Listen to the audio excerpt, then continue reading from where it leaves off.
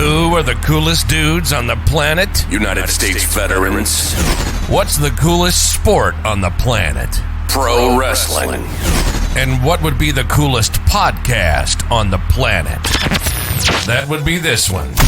U.S. military vets talking pro wrestling. This is the No Shave Man Cave. Two badass disabled vets sharing their love of pro wrestling, giving you their perspective as fans, talking about current events and matches, history of titles, and who knows what else. Let's do it. Welcome to the No Shave Men Cave. Now your hosts, Ellie Jair and Jay Tilley.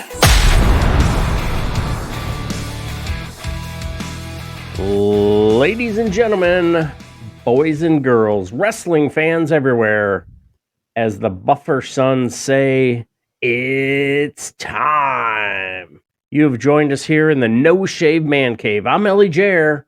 Hey, it's Jay Tilley. Welcome to our Wrestling 101, where we, as lifelong wrestling fans, will try and bring the casual fan, the lapsed fan, or the new wrestling fan up to speed with what's going on. How's it going, man? How you been? I'm good, man. Hanging in there.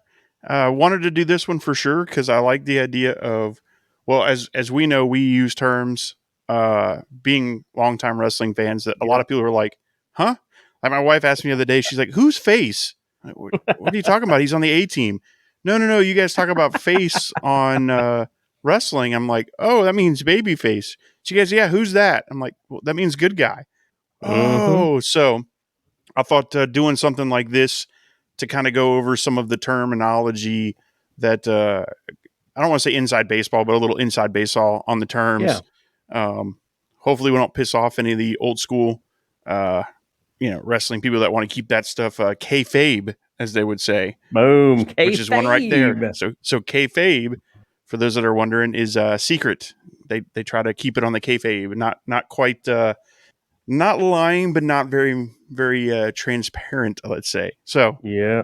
But as the wrestling business and landscape has changed in general, you see things like Being Elite out there, and now you've got shows that talk about the rivalries and the heat backstage, anger, don't like each other for real, that kind of stuff.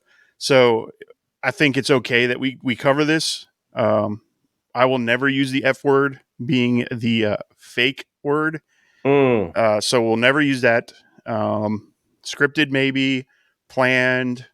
Produced, yes. Choreographed. Yeah. That stuff I'll be okay with, but I won't use the F word. But like I said, hopefully, we don't piss off people, but I do want to give some of the basics on some of the lingo backstage. So when we do our podcast, maybe somebody who is just listening to us because we're vets, or they like our sexy voices, whatever the case may be. Maybe we're your ASMR that puts you to sleep at night. I don't know. But that way you're not going, I don't know what this means. Yeah. Yeah, I tell you, every episode we talk about, hey, man, this WrestleMania card is really coming together. Revolution, this card is going to be bumping. Card refers to the order and sequence of the matches on that particular evening. So, usually when a show gets ready to open, it's a pay-per-view or a big deal, and it's going to open with a really hot match. So it gets the crowd going, and it's going to try and push it all the way through. And, that's, right there. That's the card. The card is built. The card is coming together. The card is going to be a hot one. And that just means how the matches are all going to come together. Yep. And as the card goes through, you're going to have what they call angles. And what the angles are is that's basically another term for your story, what the story is throughout the show. Most shows, you'll have several angles on it, or you'll have development leading into an angle. So as the card's getting built, as a producer, as a booker is someone who writes the stories. I want to make sure I put that there. So Booker would be your Tony Khans, your Triple H's, the guys who basically sit there with a dry erase board or a spreadsheet and map out what the angles or stories are going to be going forward.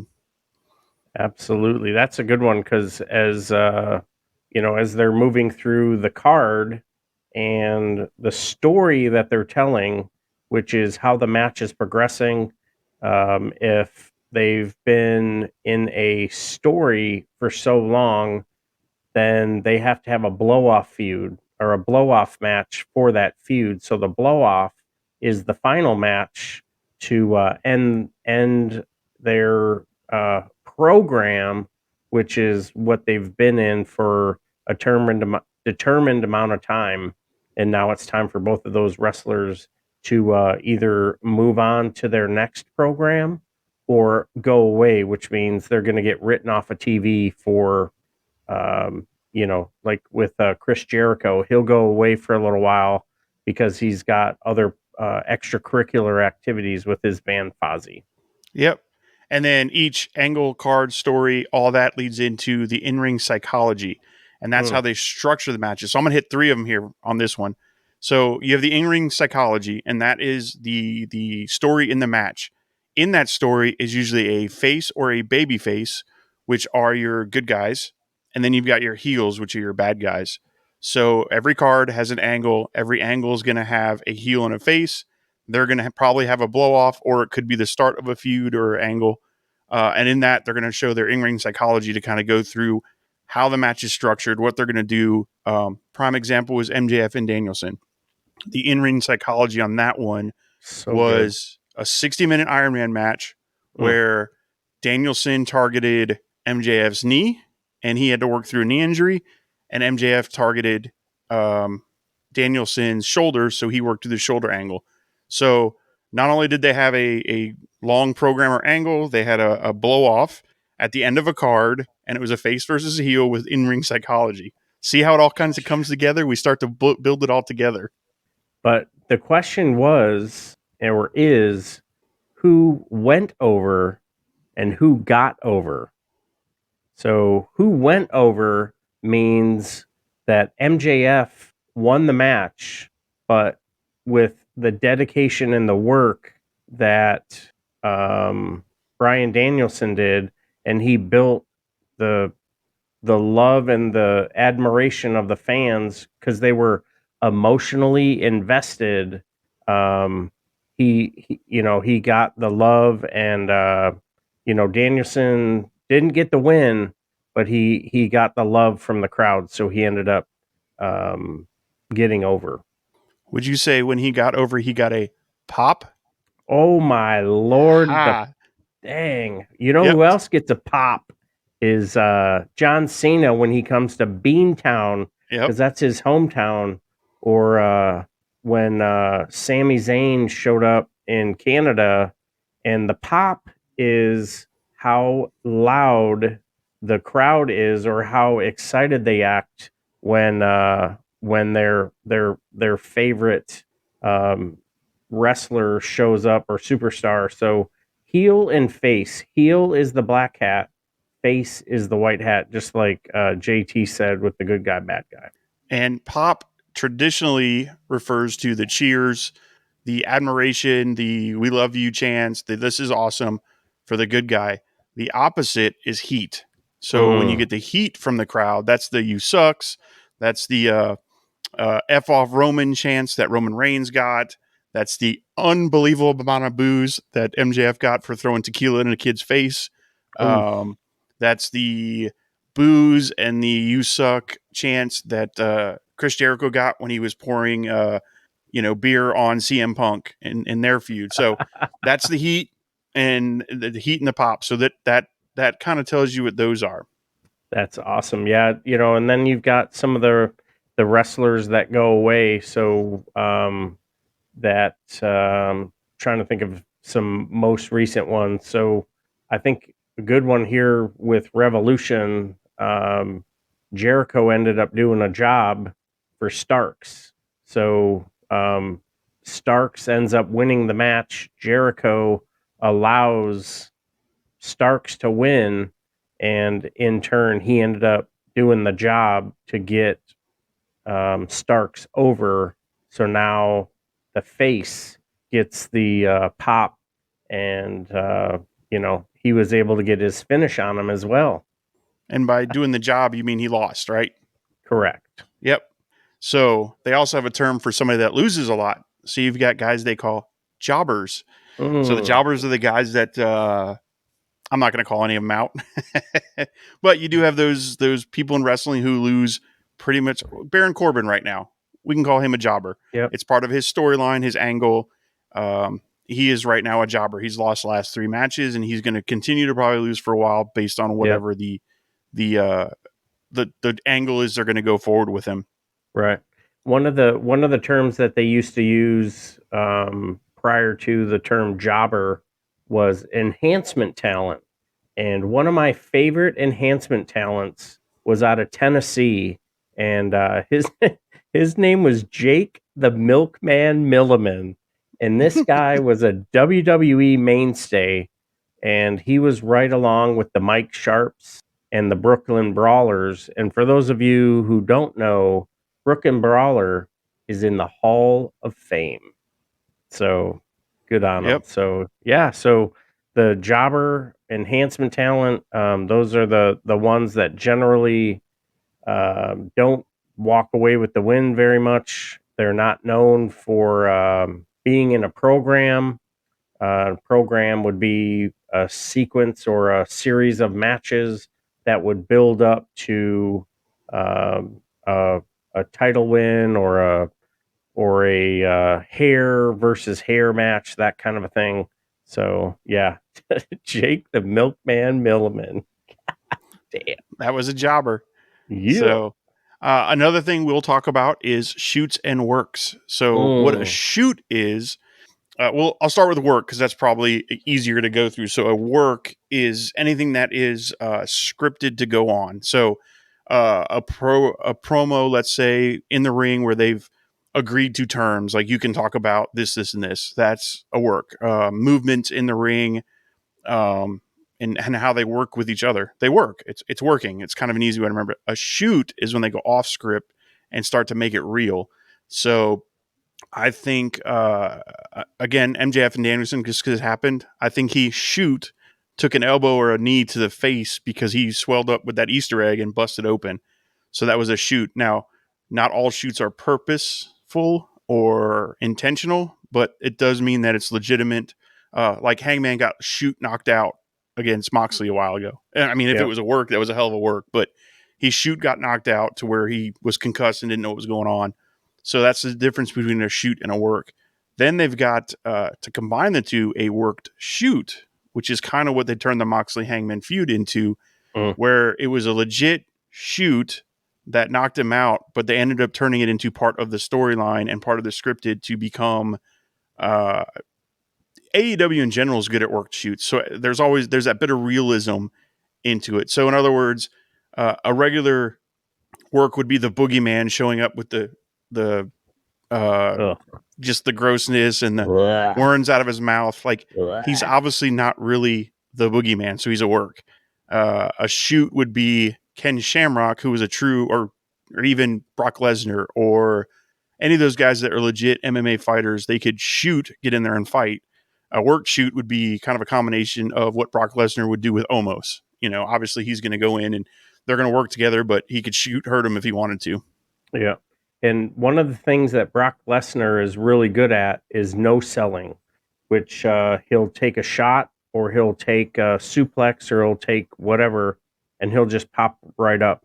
Mox did that during the Texas Death Match. He no-sold a match, no sell, no selling, which is you get hit with a move and it doesn't even register. Register meaning yes, you did a move. Yes, you went through the effort to try and put me down, but I'm not going to allow that to stop me from what I'm trying to do. And one of the funny things that can oftentimes happen when there's a shoot or a no sell can end up ending in or resulting in a receipt. And one of the receipts is someone catches you, busts you open the hard way, which is not when they blade. It's actually they, much like what JT was saying with that headbutt or elbow that busted MJF open. You busted me open, and now I'm upset, and I'm gonna get you back, and that's getting the receipt. Yep. And speaking of being busted open, it's also called being juiced, getting color. Those are all terms for bleeding in a match. And what it means by blading is it means it's done as part of the script, as part of the program, as part of the work, let's say, that he's going to blade. The hard way, like you said, is an accidental, an errant spud, as they call them, which another one that basically that's somebody throwing a punch and doesn't pull it as they should and maybe accidentally really hit somebody. So, yep. Did we recently see a turn on some of our shows? I'm thinking Ruby Soho recently did a turn. Yep. And a turn is when a wrestler switches, whether they're a face or a heel, a good guy or bad guy, they flip the script and end up going bad guy or good guy, vice versa. So Ruby Soho didn't want to be part of a certain stable, which is a group of wrestlers that are together under one flag, and they end up basically turning coat and messing with the crowd. Now all of a sudden the good guy's a bad guy or the bad guy's a good guy. Perfect example, probably one of the best ones, is Andre the Giant coming out with Bobby Heenan. Yep. And leaving Hulk Hogan sitting there, and Bobby Heenan saying, "You're bleeding." I'm sorry, Roddy Piper saying to Hogan, "You're bleeding," and that just like totally sold. Sold is like, just like it sounds like. Oh my goodness, this is for real. Andre the Giant is a bad person, and it was all part of the character, all part of the program. Yeah, another memorable one was when Hulk Hogan turned to the NWO, and he went from dude. That was a good turn, and he went from doing clean finishes to dirty finishes. Dirty. Yep. So what a clean finish means is it's usually a finish with no interference, no cheating, no disqualification. Clean refers to basically it's a pin 1, 2, 3 or a straight tap out. A dirty finish is when you've got, like, the heels tend to use dirty finishes to get their heat. So they'll cheat. They'll put their ring, they'll put a beautiful diamond ring on their finger and punch somebody. They'll have their friends come out with, was it a cattle prod? They took Goldberg down in the NWO. They'll interfere in the matches. They'll distract the referee and their buddies will jump in. So that's a dirty finish. A clean finish is right down the middle, pinned him, clean, 1, 2, 3, no interference, a straight match. Yeah. Would you say that Action Andretti is green? I would absolutely say he is green. Yeah. Green is a unused, very new to the business wrestler, not Chelsea Green, just Green in general. So, it's somebody who's very new who hasn't maybe developed their gimmick yet. Great segue, man. That was legit. Yeah. So a gimmick is the character in which a wrestler molds himself into. A master at gimmicks would be Chris Jericho. That guy he's been what? The wizard who cackles. He's been the Ocho, El Champion, Les Sex Gods, Painmaker, the Painmaker, you just made the list. Like, all those are gimmicks that he has. Stone Cold Steve Austin was a gimmick. He was a shoot work gimmick, but he was a gimmick. The Rock is a gimmick. What I think makes a great gimmick is when they bring in some of that real life realism to their character, and their gimmick has some of their real life peppered into it. It's way easier to carry a gimmick if it's close to how you live, and like, and not to insinuate anything, but I'm definitely a mark, and a mark is someone who is a wrestling fan who, like, I'm just so into wrestling. It doesn't even matter what the program is, who or what is going on. If Cody is on, I'm just like, all right, everybody stop talking because he's the man and I don't want any interruptions. See, I would consider you more of a smart mark. So you're one of those. Yes. You're one that can kind of turn off the part of your brain that lets you have that belief that it's real. So I think you're a more of a smart, because I think a regular mark is somebody who I don't want to insult anyone or put it out there, but that just when I was a kid, I was a mark. This wasn't scripted. Okay, It was, I see what you're saying. Yeah, yeah. And I think a smart is someone who kind of knows the understands business, the difference. right? But Yeah. can at the same time enjoy it for what it is. We Yeah. know, wink, wink, nudge, nudge. The referee just handed him the razor blade. But Ooh, when we tell our kids, oh no, he's just checking to see why he's bleeding. Yeah, that's a good one. I'm trying to think of when was the last squash that you saw? So a squash is a match.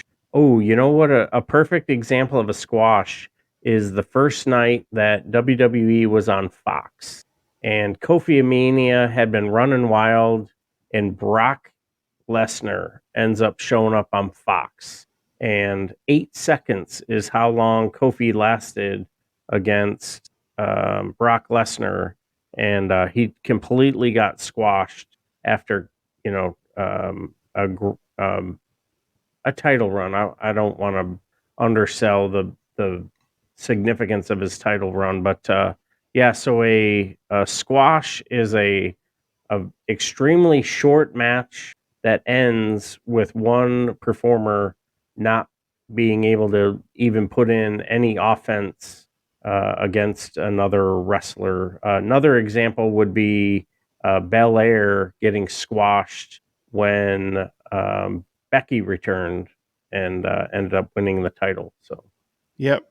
So would you say a squash could lead to a burial or somebody getting buried? ooh, That could eventually lead to their push. I hit it you with two could more. lead to a push, dude. How So do a you do burial. that? so a Man. burial is it can be taken as a punishment. Let's say, for example, just recently we had a wrestler that made some comments about flippy floppers and how he didn't respect that kind of wrestling. And the next week he came out and got buried by a flippy flopper. So that, it could be a form of punishment. Usually it just means they're placed in a bad storyline, a bad angle, a bad program, however you want to say it. That's a burial. A push is kind of the opposite. A push is somebody who gets into a pretty good angle and then is accelerated and pushed to the title slot.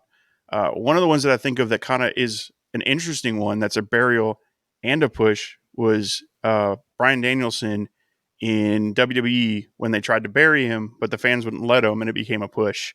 Like he was able to turn the crowd and the marks from booing him to massive pops, and just that was, for me, that was one of those neat parts of history where he went from being buried, legit bad storylines and everything, to suddenly getting pushed to the top of the pile there. Absolutely. He got pushed to the top of the card, which means he went from someone who was maybe not even on a pay-per-view card a couple months ago, Maybe to on a being dark match. He may have been on a dark match, which isn't even on programmed TV. He's basically, if you're a UFC fan, it's a prelim or a pre-prelim, or it's the dark elevation, or it's the up, up, down, down. If you're a WWE fan, and they don't even get TV time, And yeah, that's a that's a good one right there. Yep. So that brings us to our finisher. So Uh-oh. a finisher in the terms, so there's two. There's signature and finisher. A signature is usually a move that a wrestler will do that's kind of their own and unique. And then the finisher is typically the last move of the match, whether it's Stone Cold Steve Austin and his stunner, whether it is The Undertaker and the Tombstone, whether it's me saying, please follow us on our social medias, Twitter, Facebook, all that good stuff, No Shave Man Cave. And then, Jared's got his own little finisher. But before we get to his... before, I want to thank everyone for listening to this. I hope you enjoyed it. A quick 25, 30 minute. We tried to have fun with it and make them into stories. I think we hit all of them. Before we hit the final finisher, again, please, if you like this I'll sort of see thing, you. That was a false finish. That was a false finish. Yeah. Any more you can think of before we go? Man, this was fun, man. We need this to is do good. This every night. This is a lot. Yeah, this is a good one. Yeah. All right, guys. We appreciate every single one of you. Please give us a follow at No Shave Man Cave, Twitter, Instagram, all that good stuff, TikTok, YouTube. We're going to start plugging YouTube. We don't do a lot with it, but we are going to start trying to hang more videos on there and get some views so you can see these ugly mugs. If you want to support us, the only way you got right now is to buy me a coffee at buymeacoffee.com. The link is in our Twitter profile. Please support us. Give us some comments. Drop some comments after this tweet goes out, and I'm going to tag out to my partner for his finisher. I feel like that was a hot tag because I'm going to come in and I got all this energy. We've been fighting from underneath, and now it's time. I'm going to send everybody home happy because this was a great show. I got to thank the folks over at Acast. I got to thank the folks over at New York City Podcast Network. And of course, all of the fam who are downloading, who are tweeting, who are chiming, who are following, who are doing all their signature and finishers and hitting us with their 5-star finishes. You are the greatest fans in all of the podcast world. And until next time, take care of yourselves, take care of each other, and we'll see you on the floor. You've been listening to the No Shave Man Cave. If it's pro wrestling, we're talking about it. Unless we see something shiny and wander off into the woods. If you hang around long enough, we'll eventually come back. We hope you've enjoyed the show. Fire off your comments and be sure to leave us a 5-star rating, and we'll be back soon. But in the meantime, hit us up on Twitter, YouTube, and TikTok at No Shave Men Cave. Y'all be cool. And we'll see you next time on the floor.